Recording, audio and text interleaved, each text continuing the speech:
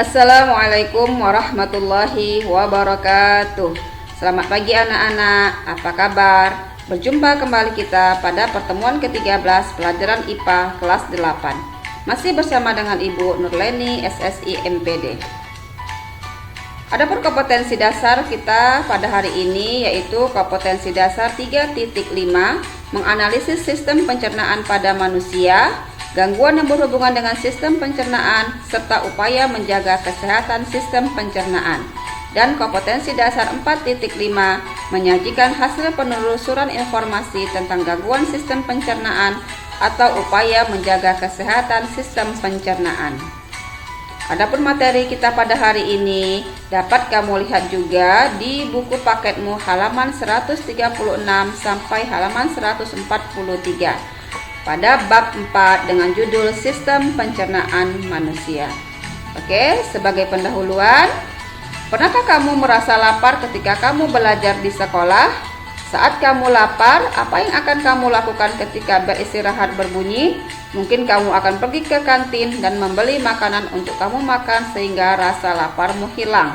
Setelah itu, kamu siap mengikuti pelajaran lagi.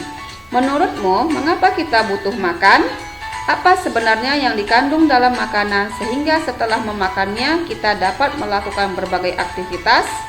Ingin tahu jawabannya? Ayo kita pelajari materi ini dengan penuh semangat. A. Nutrisi. Coba perhatikan aktivitasmu sehari-hari. Hampir setiap hari kamu harus belajar di sekolah, mengerjakan tugas, atau melakukan kegiatan ekstrakurikuler di sekolah. Tentu kamu membutuhkan banyak energi untuk menunjang semua kegiatanmu itu. Pada masa-masa pertumbuhan ini, kamu membutuhkan asupan nutrisi yang cukup untuk menunjang pertumbuhanmu. Ketika kamu lapar, makanan apakah yang kamu pilih? Makanan yang sesuai dengan seleramu atau memilih makanan berdasarkan nilai gizinya? Kebanyakan orang lebih mementingkan rasa daripada nilai gizi yang terkandung di dalam makanan, seperti pada gambar berikut, peserta didik ketika memilih makanan untuk jajannya. Tahukah kamu bahwa nutrisi pada makanan berperan dalam memberikan energi dan bahan untuk perkembangan, pertumbuhan, dan perbaikan sel tubuh? Oleh karena itu, memilih makanan dengan kandungan nutrisi yang tepat sangat penting untuk kamu ketahui.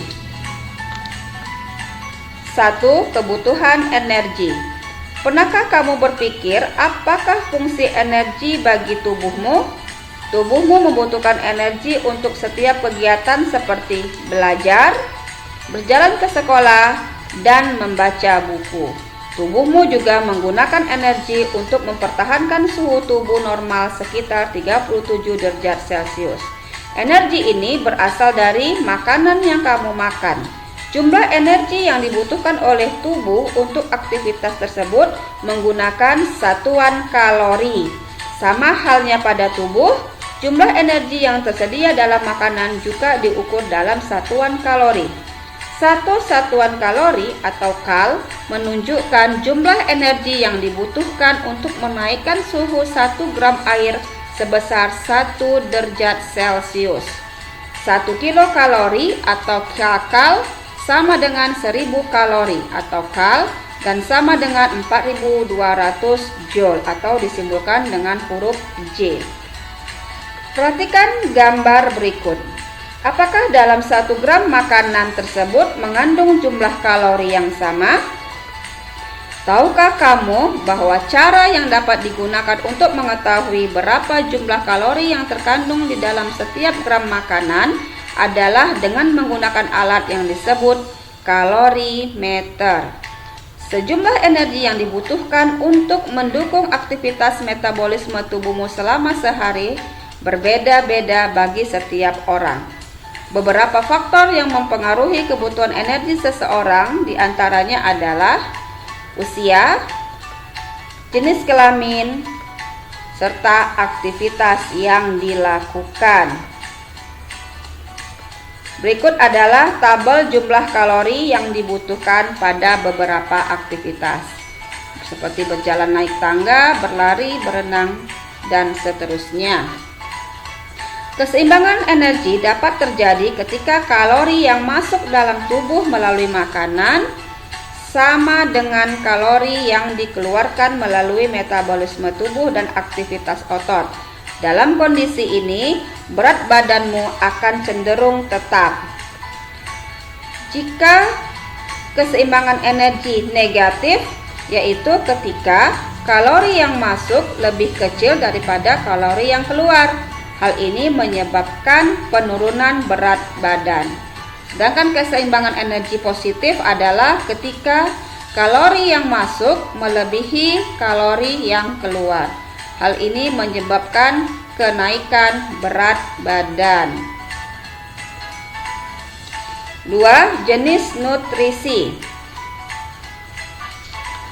Makanan yang kamu konsumsi seharusnya tidak hanya sekedar mengenyangkan, tetapi harus mengandung nutrisi atau gizi.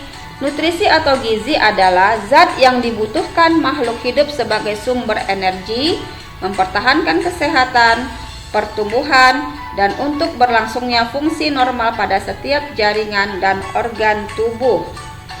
Jenis nutrisi ada 6, yaitu karbohidrat, lemak, protein, vitamin, mineral, dan air. Karbohidrat dan lemak dan protein dibutuhkan dalam jumlah yang banyak, sedangkan vitamin dan mineral dibutuhkan dalam jumlah yang sedikit. Karbohidrat, lemak, protein, dan vitamin merupakan nutrisi organik yang mengandung karbon, sedangkan mineral dan air adalah nutrisi anorganik yang tidak mengandung karbon. Mari kita bahas satu persatu jenis nutrisi tersebut. Yang pertama, karbohidrat. Setiap molekul karbohidrat terbuat dari karbon, hidrogen, dan oksigen. Karbohidrat adalah sumber utama energi bagi tubuh. 1 gram karbohidrat menghasilkan 4,1 kilokalori energi. Terdapat 3 jenis karbohidrat, yaitu gula, disebut karbohidrat sederhana. Contoh makanan yang mengandung gula antara lain buah-buahan, madu, dan susu. 2 jenis karbohidrat lainnya yaitu pati yang disebut karbohidrat pati dan serat disebut karbohidrat kompleks ya. Pati ini bisa ditemukan dalam umbi-umbian seperti kentang, singkong, dan makanan yang terbuat dari biji-bijian. Sedangkan serat bisa ditemukan dalam makanan seperti roti gandum, kacang-kacangan, sayuran, dan buah-buahan. Akan tetapi, serat tidak dapat dicerna oleh saluran pencernaan makanan manusia, sehingga dikeluarkan sebagai feses. Dengan demikian, serat bukan merupakan sumber energi bagi tubuh manusia. Konsumsi karbohidrat terlalu berlebihan dapat menyebabkan penyakit gula atau disebut dengan diabetes. Penyebab utama peningkatan kejadian diabetes adalah gaya hidup. Olahraga teratur dan pengaturan pola makanan dapat mengurangi atau menunda timbulnya diabetes lebih dari 50%. Untuk mengetahui kadar gula darah dalam tubuhmu, kamu dapat menggunakan alat pengukur kadar gula dalam darah seperti gambar ya, dimana pada kadar gula darah normal itu berkisar antara 60 sampai dengan 100 mg per desiliter untuk kondisi tidak makan, dan lebih kecil atau kurang dari 140 mg per desiliter untuk kondisi setelah makan. B. Lemak. Lemak atau lipid diperlukan tubuh karena menyediakan energi sebesar 9,3 kilokalori per gram, melarutkan vitamin A, D, E, K, dan menyediakan asam lemak esensial bagi tubuh manusia. Selama proses pencernaan, lemak dipecah menjadi molekul yang lebih kecil, yaitu asam lemak dan gliserol. Lemak terdiri berdasarkan struktur kimianya ya, terbagi dua, yaitu lemak jenuh di mana dia berwujud padat pada suhu kamar. Contohnya adalah margarin, dan lemak tak jenuh di mana berwujud cair pada suhu kamar. Contohnya adalah minyak seperti minyak kelapa sawit dan sebagainya. Tahukah kamu bagaimana cara mengidentifikasi makanan apa saja yang mengandung lemak? Yaitu cenderung berminyak dan memiliki rasa yang gurih. Contohnya adalah seperti keripik kentang, kacang-kacangan, dan gorengan. C. Protein. Protein dibutuhkan sebagai penghasil energi untuk pertumbuhan dan mengganti sel-sel tubuh yang rusak, pembuat enzim dan hormon, dan pembentuk antibodi atau sistem kekebalan tubuh. Protein merupakan molekul besar yang terdiri atas sejumlah asam amino. Asam amino itu terdiri atas karbon, hidrogen, oksigen, nitrogen, dan kadang-kadang belerang. Protein yang kamu makan dapat bersumber dari hewan atau disebut dengan protein hewani, dan dari tumbuhan atau disebut dengan protein nabati. Bahan makanan yang mengandung protein hewani antara lain daging, ikan, telur, susu, dan keju. Sedangkan bahan makanan yang mengandung protein nabati adalah kacang kedelai, kacang hijau, dan kacang-kacang lainnya. D. Vitamin. Masih ingatkah kamu bahwa vitamin dibutuhkan tubuh dalam jumlah sedikit?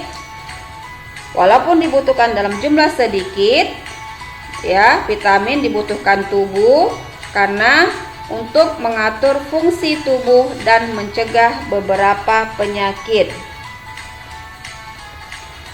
Vitamin dikelompokkan menjadi dua, yaitu vitamin yang larut dalam air, yaitu vitamin B dan C, serta vitamin yang larut dalam lemak, yaitu vitamin A, D, E, dan K. Khusus vitamin D dapat terbentuk ketika kulit terkena sinar matahari, karena di dalam tubuh ada provitamin D. Berikut adalah jenis vitamin, sumber, dan manfaatnya. Oke, bisa kamu baca sendiri dari tabel tersebut.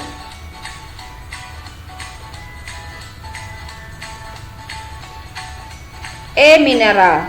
Tubuhmu memerlukan sekitar 14 jenis mineral, di antaranya kalsium, fosfor, kalium, natrium, besi, iodium, dan seng. Mineral merupakan nutrisi yang sedikit mengandung atom karbon. Satu jenis makanan yang kita konsumsi ternyata dapat mengandung lebih dari satu jenis zat gizi. Misalnya pada susu, terkandung protein lemak, serta juga beberapa mineral berupa kalsium. Berikut adalah bahan makanan sumber mineral, yaitu seperti telur, susu, kacang panjang, dan buah jeruk.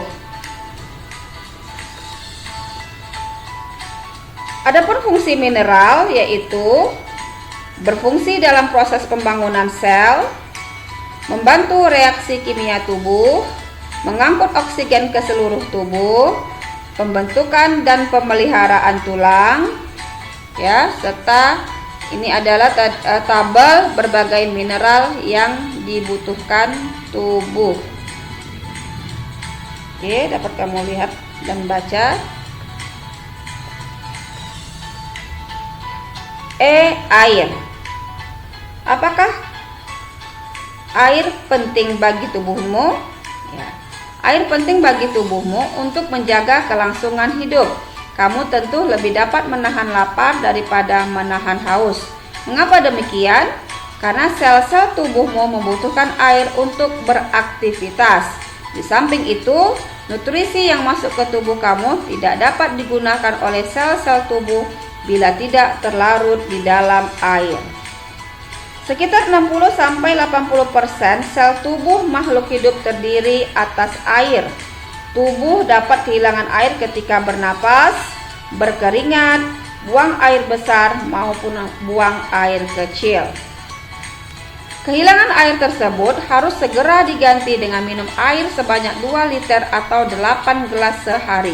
Namun, minum air bukan satu-satunya cara untuk memasok sel-sel dengan air, karena tanpa kita sadari, makanan yang kita makan banyak mengandung air. Contohnya, apel mengandung 80% air. Oke. Ini adalah gambar persentase air yang ada di dalam tubuh manusia, ya. Jadi, adapun fungsi air bagi tubuh yaitu sebagai pembentuk sel dan cairan tubuh, pengatur suhu tubuh, pelarut zat-zat gizi lain, pembantu proses pencernaan makanan, pelumas dan bantalan, media transportasi, serta media pengeluaran sisa metabolisme. Oke, cukup sekian materi Ibu pada hari ini. Mudah-mudahan apa yang Ibu sampaikan dapat kamu pahami. Seperti biasa di akhir pembelajaran kita hari ini ada tugas 4.1. Silahkan kamu kerjakan di kertas double foliomu. Ya.